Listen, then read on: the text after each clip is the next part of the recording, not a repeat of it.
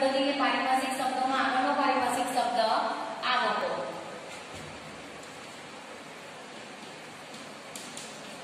આવકો જે ઇંગ્લિશમાં રિસીપ્ટ્સ પણ કહેવામાં આવે છે. ધંધા દ્વારા જે વ્યવહાર થાય છે એમાંથી નાણાં મળે. ધંધાકીય એકમ જે વ્યવહાર કરે તેના દ્વારા ધંધાકીય એકમને જે નાણાં મળે તેને આવકો કહેવામાં આવે છે. આવી આવકો બે પ્રકારની હોય: મૂડી આવક, મહેસૂલી આવક. યાદ રાખજો, આ બધી આવકો આગળ જેમ જેમ નાનું શીખશો એમ આવશે જ કે મૂડી આવક ક્યાં દર્શાવી, મહેસૂલી. આપણને ખબર હોવી જોઈએ કે મૂડી આવક કોને કહેવાય, મહેસૂલી આવક. તો ધંધાકીય વ્યવહાર દ્વારા જે નાણાં પ્રાપ્ત થાય છે, બરાબર, ધંધાને નાણાં મળે તો તે એની આવક કહેવાય. આવી આવકો નિયમિત સ્વરૂપે પણ મળતી હોય છે અને નિયમિત સ્વરૂપે ન પણ મળતી હોય. તો મૂડી આવક કોને કહેવાય? તો ધંધામાં જે આવક નિયમિત ન મળતી હોય, નિયમિત ન મળતી હોય તેને મૂડી આવક કહેવામાં આવે છે. જેમ કે મિલકતનું વેચાણ. કોઈ પણ પ્રકારનું મિલકત છે, યંત્રનું વેચાણ ધંધાકીય એકમ કરે તો એવું યંત્ર કંઈ વારંવાર વેચવાની નથી. એટલે જે વારંવાર આવક પ્રાપ્ત થતી નથી તેને મૂડી આવક કહેવામાં આવે છે. એટલે કે જે નિયમિત મળતી ન હોય, મિલકતનું વેચાણ વારંવાર ના કરે એટલે એ મૂડી આવક કહેવાય. એવી જ રીતે ડિબેન્ચર ધંધાકીય એકમ વારંવાર ના બહાર પાડે. ડિબેન્ચર બહાર પાડતા એકમને જે આવક પ્રાપ્ત થાય એ પણ મૂડી આવક છે, કારણ કે ધંધાકીય એકમ ડિબેન્ચર વારંવાર બહાર પાડતી નથી. એવી જ રીતે મહેસૂલી આવક તદ્દન આનાથી વિરુદ્ધ. આ નિયમિત ન મળતી હોય અને આમાં શું આવે? નિયમિત મળતી હોય. જે આવકો વારંવાર પ્રાપ્ત થતી હોય ધંધાકીય એકમને, એટલે કે નિયમિત મળતી હોય, તે આવક મહેસૂલી આવક છે. જેમ કે કમિશન,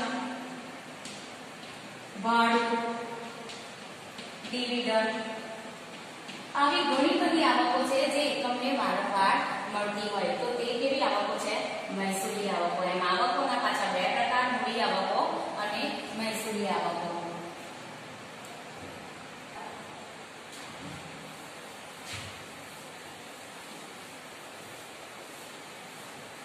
ત્યાર પછી આગળનો પારિભાષિક શબ્દ છે ચૂકવણી, એટલે કે ખર્ચાઓ.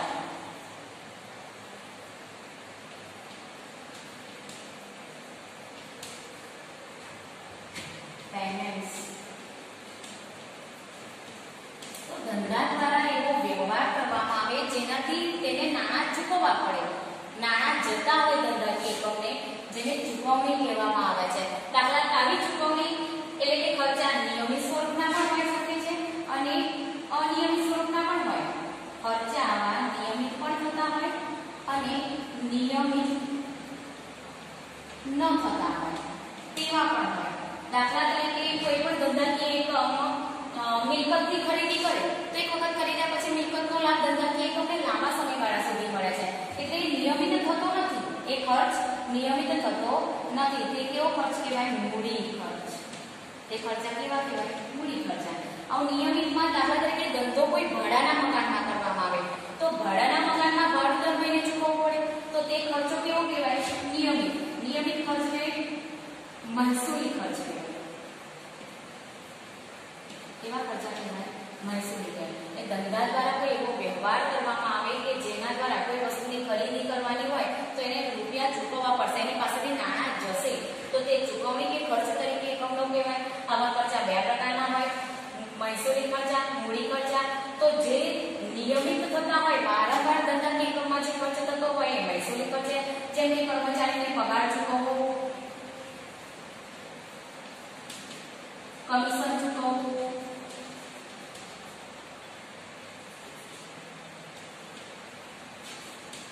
આવા બધા ખર્ચા કેવા કહેવાય?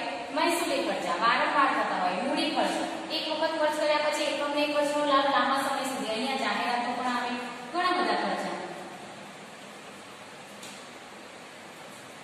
બરાબર. એવી જ રીતે મૂડી ખર્ચ કે ડિબેન્ચર બહાર પાડવા થતો ખર્ચ. એક વખત આ ડિબેન્ચર બહાર પાડવા માટે જે જાહેરાત કરી પછી વારંવાર કરવી પડતી નથી, તેથી આ ખર્ચ મૂડી ખર્ચ કહેવાય. એવી જ રીતે મિલકત ખરીદતા એને ધંધાકીય એકમ સુધી લાવવા માટે ચૂકવાતી મજૂરી, તો એ ખર્ચ પણ ખરીદીને લગતો ખર્ચ કહેવાય. તે ખર્ચનો પણ મૂડી ખર્ચમાં સમાવેશ થાય. આમ ચૂકવણી એટલે કે ખર્ચામાં મહેસૂલી ખર્ચ અને મૂડી ખર્ચ બંનેનો શું થાય છે? સમાવેશ. ત્યાર પછી આગળનો પારિભાષિક શબ્દ છે, આગળનો પારિભાષિક શબ્દ ઉપજ. ઉપજ કોને કહેવાય? ઉપજ એટલે ગેઇન, જેને ઇંગ્લિશમાં શું કહેવાય? ગેઇન. લાભ પણ કહેવાય કે ધંધા દ્વારા ગ્રાહક સાથે જે વ્યવહાર થયો હોય અને ગ્રાહક પાસેથી જે આવક પ્રાપ્ત થાય, નાણાં મળે, ગ્રાહક પાસેથી નાણાં મળે એટલે કે આવક પ્રાપ્ત થાય, બરાબર, જેને શું કહેવામાં આવે છે? ધંધાની ઉપજ કહેવામાં આવે છે. બરાબર. જેમ કે મિલકત કે માલ સામાન નું અન્ય વ્યક્તિને વેચાણ કર્યું. જે વ્યક્તિને વેચાણ કર્યું તે ગ્રાહક છે, બરાબર. વેચાણ કોને કર્યું? ગ્રાહકને. તેની પાસેથી આપણને લાભ પ્રાપ્ત થાય, આવક પ્રાપ્ત થાય, તો તે ધંધાને શું કહેવાય? ઉપજ. કોઈને ઉધારે માલ સામાન વેચવો હોય, ઉધાર એટલે કે સાખ પર માલ સામાન વેચવો હોય તો તેની પાસેથી ભવિષ્યમાં તો રૂપિયા લેવાના જ છે, બરાબર. તો જે મળવાની બાકી આવક હોય એનો સમાવેશ પણ ઉપજમાં થાય છે. ત્યાર પછી આગળનો પારિભાષિક શબ્દ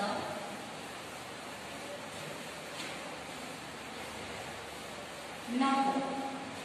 આગળનો પારિભાષિક શબ્દ નફો, જેને ઇંગ્લિશમાં શું કહેવાય? પ્રોફિટ. બરાબર. આવકોમાંથી, આવકો કે ઉપજો માંથી જાવકો એટલે કે ખર્ચા બાદ કરતા તફાવતની જે રકમ આવે, ધંધાકીય એકમમાં જે આવકો પ્રાપ્ત થાય છે એટલે કે જે ઉપજો પ્રાપ્ત થાય છે એમાંથી એ માલસામાનનું વેચાણ કરીને આવક પ્રાપ્ત થાય, એવી રીતે માલસામાનની ખરીદી કરે તો એની પાસેથી જાવક થઈ કહેવાય. એમ આવકો જાવકો કરતા વધુ હોય એટલે કે ધંધાની આવકો જાવકો કરતા કેવી હોય? વધુ હોય. તો તફાવતની જે રકમ બાદ કરતા, આવકોમાંથી જાવકો બાદ કરતા તફાવતની જે રકમ વધે તેને શું કહેવામાં આવે છે? નફો. દાખલા તરીકે કોઈ ધંધાકીય એકમની આવક સામાન્ય નાનો આંકડો લઈએ કે 1 લાખ રૂપિયા છે, એમાં સામે 20,000 એની જાવકો છે, તો નફો કેટલો? સોરી, 1 લાખ રૂપિયા આવક છે, એમાંથી સામે જાવકો 50,000ની હોય, બરાબર. તો વધારાની જે આવક એની પ્રાપ્ત થઈ, 1 લાખ આવક છે, સામે જાવકો 20,000 છે, તો એને વધારાના જે તફાવતની રકમ આવી 80,000 એ તેની શું કહેવાય? આવક. એટલે એનું શું કહેવાય? નફો. એટલે આવકોમાંથી જાવકો બાદ કરતા તફાવતની રકમને નફો કહેવામાં આવે છે. એવી જ રીતે નુકસાન એટલે કે લોસ. આગળનો પારિભાષિક શબ્દ નુકસાન એટલે કે લોસ. જાવકોમાંથી આવકો બાદ કરવામાં આવે એટલે કે ખર્ચામાંથી ઉપજો બાદ કરવામાં આવે. કેમ જાવકોમાંથી આવકો? તો ધંધાકીય એકમની આવકો કરતા વર્ષ દરમિયાનની જાવકો કેવી હોય? વધારે હોય. તો તફાવતની રકમને શું કહેવામાં આવે છે? નુકસાન કહેવામાં આવે છે. તફાવતની રકમને નુકસાન કહેવામાં આવે એટલે કે ઉપજો કરતા ખર્ચા એકમમાં કેવા થયા હોય? વધારે થયા હોય, તો તેને નુકસાન કહેવામાં આવે છે. એવી જ રીતે છે લાભ. લાભનો એટલે કે ગેઇન એ નફાનો જ સમાનાર્થી છે. જેમ આવકોમાંથી જાવકો બાદ કરતા તફાવતની રકમને નફો કહેવામાં આવે છે, એવી જ રીતે ઉપજોમાંથી ખર્ચા બાદ કરતા જે તફાવતની રકમ પ્રાપ્ત થાય છે તેને લાભ કહેવામાં આવે છે. ત્યાર પછીનો આગળનો પારિભાષિક શબ્દ છે ખરીદી.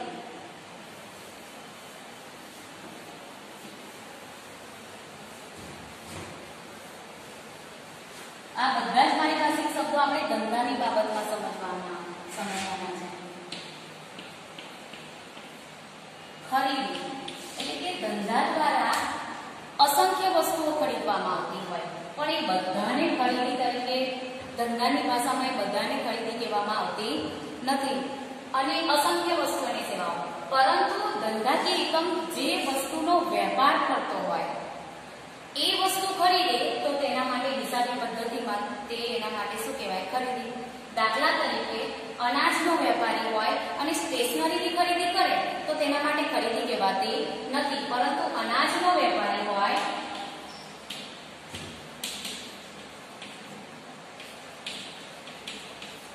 અનાજની ખરીદી કરે તો હિસાબી પદ્ધતિમાં એને શું કહેવામાં આવે છે? ખરીદી. ત્યાર પછી શું પારિભાષિક શબ્દ છે? વેચાણ. જેને શું કહેવાય? સેલ્સ. અને શું કહેવાય? પરચેઝ. સેલ્સ એટલે કે વેચાણ. ધંધાકીય એકમમાં વેચાણ પણ અસંખ્ય વસ્તુ અને સેવાઓનું થતું હોય તો એ બધા જ વેચાણને હિસાબી પદ્ધતિમાં વેચાણ એમ કહેવામાં આવતું નથી. પરંતુ જે વેપારી જે વસ્તુનો વેપાર કરતો હોય એનું વેચાણ કરવામાં આવે તો તેને હિસાબી પદ્ધતિમાં વેચાણ કહેવામાં આવે છે. જેમ કે અનાજનો વેપારી આગળ ઉદાહરણ છે અનાજનો વેપારી અનાજનું વેચાણ કરે તો તેના માટે શું કહેવાય? વેચાણ કહેવાય. ત્યાર પછીનો આગળનો પારિભાષિક શબ્દ છે સ્ટોક. માલ સ્ટોક. તો શોર્ટમાં જોઈએ તો માલ સ્ટોક એટલે ખરીદેલ માલ પૈકી વધેલ માલ કે રૂપિયા 30,000 નો માલ સામાન ધંધાકીય એકમે ખરીદ્યો એમાંથી 15,000 નું વેચાણ કર્યું તો એની પાસે વધેલો સ્ટોક કેટલો કહેવાય? 15,000. તો એ 15,000 ધંધાનો શું કહેવાય? માલ સ્ટોક. બરાબર. એટલે જે માલ સામાન ધંધાકીય એકમ ખરીદે છે એમાંથી એની પાસે વેચાણ કર્યા બાદ પડ્યો રહે છે વધેલ જે માલ સામાન હોય છે તેને માલ સ્ટોક કહેવામાં આવે છે.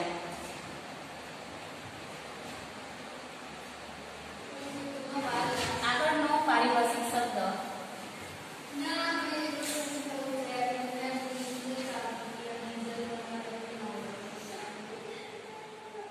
દેવાદાર એટલે કે ડેપ્ટર્સ. આગળનો પારિભાષિક શબ્દ દેવાદાર. જેને શું કહેવાય ઇંગ્લિશમાં? ડેપ્ટર્સ.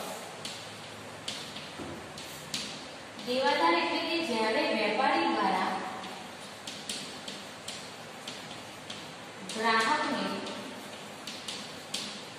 ઉધારે માલ સામાનનું શું કર્યું હોય? વેચાણ કર્યું હોય. વેપારી દ્વારા ગ્રાહકને ઉધાર માલ સામાનનું વેચાણ કર્યું હોય ત્યારે ગ્રાહક એ વેપારી માટે શું બને છે?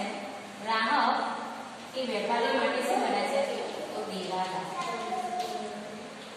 વેપારી દ્વારા ગ્રાહકને ઉધારે માલ સામાનનું વેચાણ કર્યું હોય તો તે દેવાદાર બને છે. તે ભવિષ્યમાં નાણાં ચૂકવીશું આપશે આપણને એ રીતે માલ સામાનનું વેચાણ કર્યું હોય. એવી રીતે દેવાદાર પછી છે લેણી હુંડી. લેણી હુંડીમાં બે પક્ષકારો હોય. આ જ પારિભાષિક શબ્દ ઉપરથી આપણે સાથે બીજો આગળનો પારિભાષિક શબ્દ દેવી હુંડી પણ સમજી લઈશું. લેણી હુંડીમાં બે પક્ષકારો હોય. એક હુંડી લખતો હોય તો બીજો પક્ષકાર હુંડી સ્વીકારતો હોય. લખનાર માટે લેણી હુંડી બને. જે હુંડી લખે છે એના માટે કેવી હુંડી બને? લેણી હુંડી. કોણ હુંડી લખે? તો વેપારી. જે વેપારીએ અન્યને સામે કોઈ વ્યક્તિને ઉધાર માલ સામાન વેચ્યો હોય, વ્યક્તિ એટલે સામે વાળો પક્ષ કોણ થયો? ગ્રાહક. બરાબર. ઉધાર માલ સામાન વેચ્યો હોય તો એ નિશ્ચિત સમયે અને તારીખે નિર્ધારિત સમય અને તારીખે પોતાને એટલે કે વેપારીને નાણાં ચૂકવે એ માટે વેપારી ગ્રાહકને જે હુંડી લખે છે તેને લેણી હુંડી કહે છે. સામે વાળો પક્ષ વ્યક્તિ જે હુંડી સ્વીકારે છે, જે હુંડીનો શું કરે? સ્વીકાર. તેના માટે કેવી હુંડી? જે કેવો સ્વીકાર કરે છે કે ભવિષ્યમાં નિર્ધારિત સમયે અને તારીખે જે એને ઉધારે માલ સામાન લીધો છે એના રૂપિયા ચૂકવી આપશે. એટલે તે પોતાના દેવાનો સ્વીકાર કરે છે. એટલે હુંડી લખનાર માટે જે માલ સામાન વેચે છે તે હુંડી લખે, લખનાર માટે લેણી હુંડી, અને જે હુંડીનો સ્વીકાર કરે છે તેના માટે દેવી હુંડી. જેવી રીતે દેવાદારો જોઈ ગયા એવી જ રીતે આગળનો પારિભાષિક શબ્દ છે લેણદાર.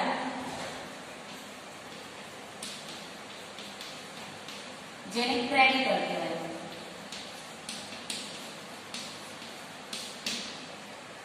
લેણદારો એટલે વેપારીએ અહીંયા જો વેપારીએ ગ્રાહકને ઉધારી માલસામાન વેચો, બરાબર, એવી રીતે વેપારીએ જરૂર પડે માલસામાનની ખરીદી પણ કરવી પડે.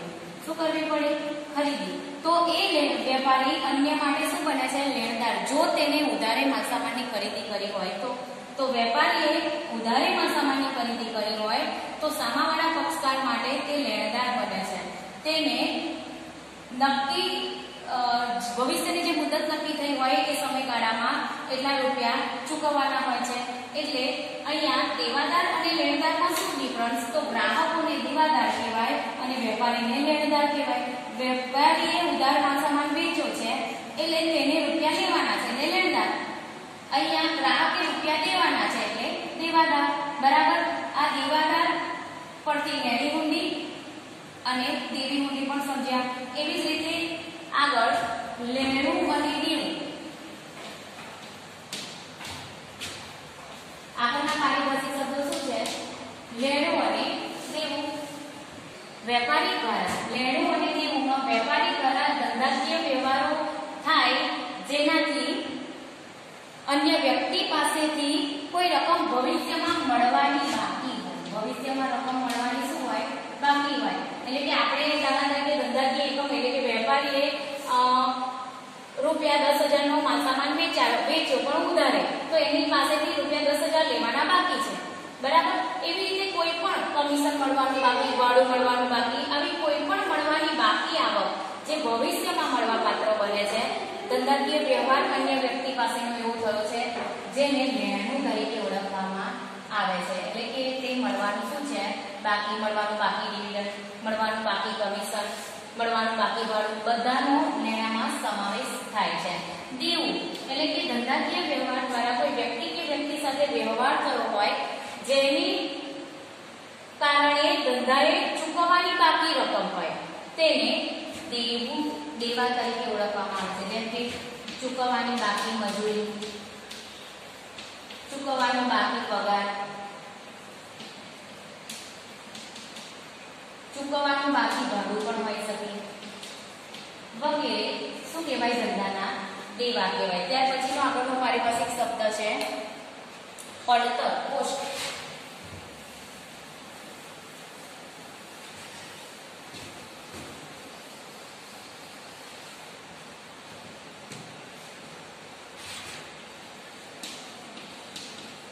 ઇંગ્લિશમાં શું કહેવાય? કોસ્ટ.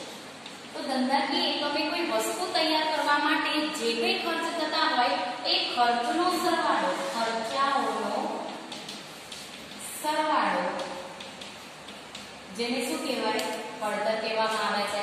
દાખલા તરીકે ધંધાકીય એકમ ફર્નિચરમાં બેન્ચીસ બનાવતું હોય તો બેન્ચીસ તૈયાર કરવા માટે સ્ક્રૂ છે, અન્ય કોઈ લાકડું કે ઘણી બધી વસ્તુઓની એને ચોંટાડવા માટે, સનમાઈકા માટે ફેવિકોલ, આવી બધી વસ્તુઓ ખરીદવી પડે. એવા ખર્ચા થાય વસ્તુ બનાવવા માટે. એટલે એ બધા ખર્ચાનો સમાવેશ એમાં થાય છે પડતરમાં. કે કુલ વસ્તુ હવે બેન્ચીસને વેચવી હોય તો કેટલામાં પડે? બરાબર. એવી રીતે કોઈ પણ વસ્તુ ધંધાકીય એકમ ખરીદતું હોય તો એ ખરીદવા માટે માલસામાનની ખરીદી ધંધાકીય એકમના સ્તર સુધી લાવવા માટે તેને મજૂરી, લારી ભાડું, આ બધા ખર્ચા જે ચૂકવવા પડે તે બધાનો સમાવેશ શેમાં થાય છે? પડતરમાં થાય છે. ત્યાર પછીનો આગળનો પારિભાષિક શબ્દ છે વાઉચર. વાઉચર એટલે એક પ્રકારનું બિલ. વાઉચર એટલે એક પ્રકારનું શું? બિલ. વાઉચરને આધારે જ ધંધાકીય વ્યવહાર રોકડ છે, ઉધાર છે, મિલકતની ખરીદી કરી, માલસામાનની ખરીદી કરી એ ખબર પડે. એટલે વાઉચર એ એવો લેખિત પુરાવો છે જેના આધારે વ્યવહાર કયા પ્રકારનો છે તેનો ખ્યાલ આવે છે. આગળનો પારિભાષિક શબ્દ છે બટાવ. બટાવ એટલે ડિસ્કાઉન્ટ. જે ઇંગ્લિશમાં શું કહેવાય? ડિસ્કાઉન્ટ. ખરીદ વેચાણમાંથી ઉદ્ભવે. ખરીદ વેચાણની પ્રક્રિયામાંથી વટાવ શબ્દ ઉદ્ભવે છે.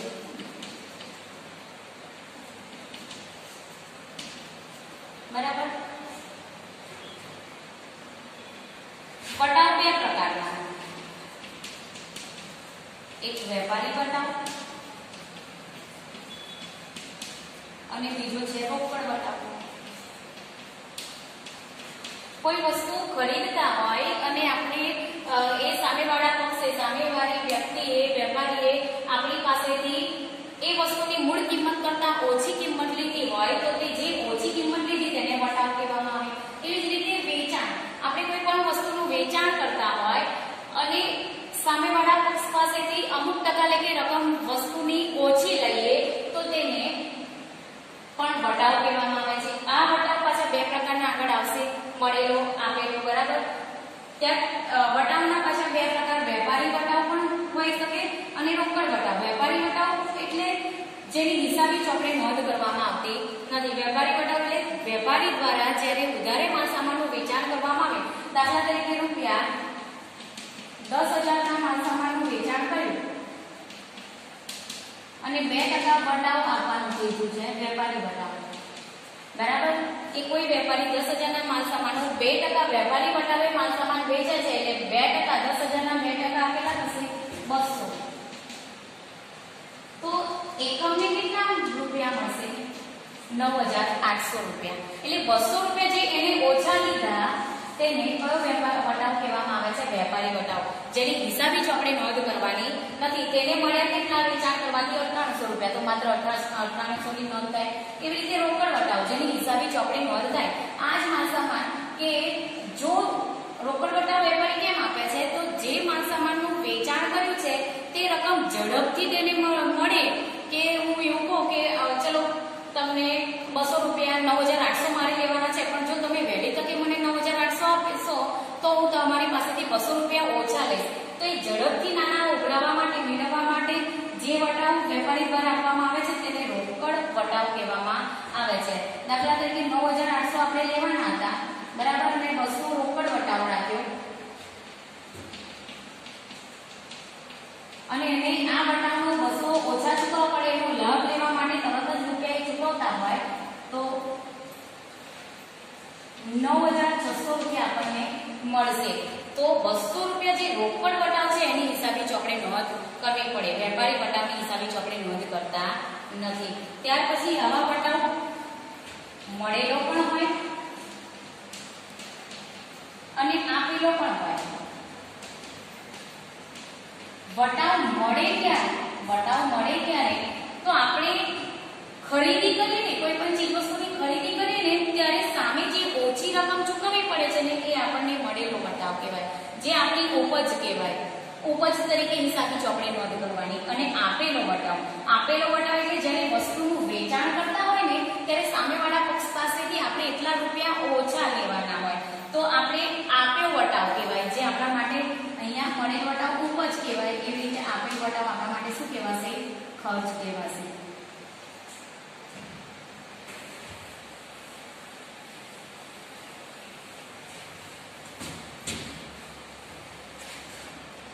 ત્યાર પછીનો આગળનો પારિભાષિક શબ્દ ઘસારો.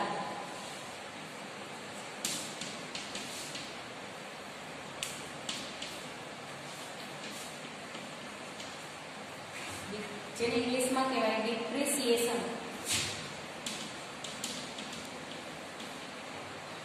દર વર્ષે મિલકતની કિંમતમાં નિર્ધારિત દરે જે ઘટાડો કરવામાં આવે છે ને તેને ઘસારો કહેવામાં આવે છે. ધંધાકીય એકમ માટે મિલકત ઘસાવી એ એક પ્રકારનો ખર્ચ છે. ઘસાતી જાય મિલકત એ એક પ્રકારનો ખર્ચ છે. આગળનો પારિભાષિક શબ્દ ઘસારો પછી છે ગાળખાત.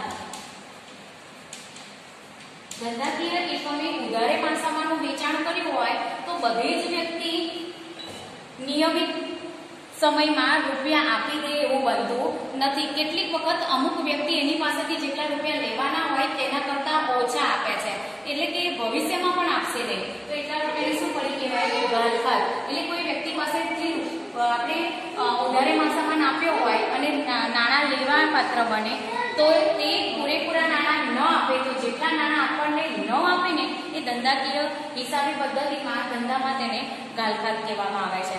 બેડ ડેટ્સ, જેને ઇંગ્લિશમાં શું કહેવાય? Bad debts. ત્યાર પછી આગળનો પારિભાષિક શબ્દ સદ્ધર, સોલ્વેન્ટ.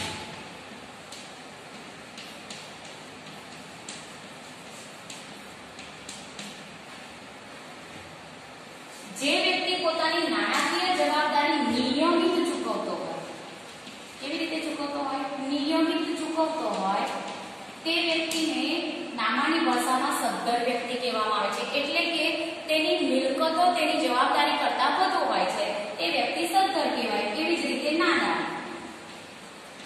જેને ઇંગ્લિશમાં કહીશું ઇનસોલ્વેન્ટ. જે વ્યક્તિ આનાથી તદ્દન વિરુદ્ધ, અહીંયા નિયમિત ચૂકવે પોતાની જવાબદારી, જ્યારે નાદાર કોને કહેવાય? તો જે વ્યક્તિ પોતાની જવાબદારી નિયમિત ન ચૂકવતો હોય, એટલે કે તેની મિલકતો કરતા જવાબદારીનું પ્રમાણ વધુ હોય, તે વ્યક્તિ નામાની ભાષામાં હિસાબી પદ્ધતિમાં નાદાર કહેવાય છે. ત્યાર પછી આગળ ઉધાર અને જમા. આગળના પારિભાષિક શબ્દમાં છે ડેબિટ અને ક્રેડિટ, એટલે કે ઉધાર અને જમા.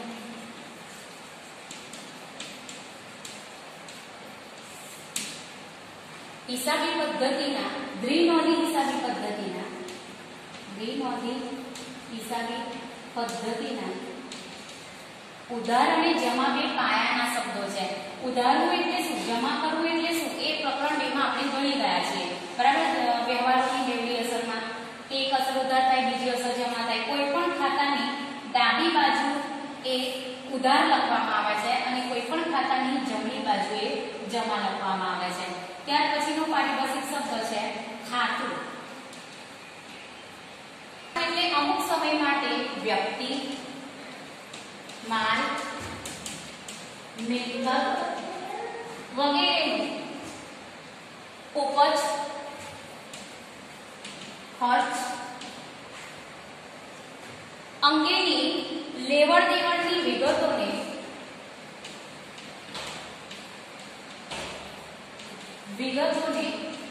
પદ્ધતિસર રીતે રજૂ કરવું તારણ. હિસાબી તારણ એટલે ખાતું. વ્યક્તિનું હોય, માલનું હોય, મિલકતનું ખાતું હોય, ઉપજનું હોય, ખર્ચનું હોય, આ બધી જે લેવડ દેવડો થાય છે માલની, મિલકતની, ઉપજની, ખર્ચની, એની વિગતો દર્શાવતું તારણ એટલે જ ખાતું. કોઈ પણ વ્યવહારને અન્ય વ્યવહારથી અલગ તારવા માટે પદ્ધતિસર રીતે જે હિસાબી નોંધ થાય છે તેને ખાતું કહેવામાં આવે છે. દાખલા તરીકે રોકડનું ખાતું, મનીષાનું ખાતું, બરાબર? આવા કોઈ પણ પગારનું ખાતું, આવા ખર્ચના ખાતા પણ હોઈ શકે. ત્યાર પછી આગળ પારિભાષિક શબ્દો આટલા, આ લાસ્ટ પારિભાષિક શબ્દો તો ખાતું. ત્યાર પછી આ જ પ્રકરણમાં હિસાબો તૈયાર કરવાની 2 પદ્ધતિ છે. હિસાબો તૈયાર કરવાની પદ્ધતિ. તો એમાં 2 પદ્ધતિ છે. એક દેશી નામા પદ્ધતિ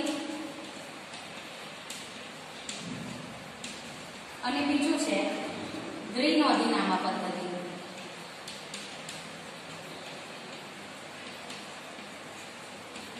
દેશી નામા પદ્ધતિ એ હિસાબો લખવાની પ્રાચીન પદ્ધતિ છે. વિકલ્પમાં પૂછાઈ શકે, યાદ રાખજો. આનો ડિટેલમાં અભ્યાસ એનું સ્પેશિયલ પ્રકરણ આપેલું છે તેમાં કરીશું. દ્વિનોંધી નામા પદ્ધતિ જે આપણે હવે પછીના પ્રકરણોમાં ઉધાર જમા ના નિયમો જે છે એ દ્વિનોંધી નામા પદ્ધતિ પ્રમાણે જ આપણે હિસાબો તૈયાર કરવાના છે કે આગળના દાખલા શીખવાના છે. એટલે દ્વિનોંધી નામા પદ્ધતિના જન્મદાતા છે ઇટાલીના લ્યુકા પેસિઓલી, જે તેના નામ પ્રમાણે જ ઉધાર અને જમા ના નિયમો પ્રમાણે હિસાબી નોંધ થાય છે. Thank you.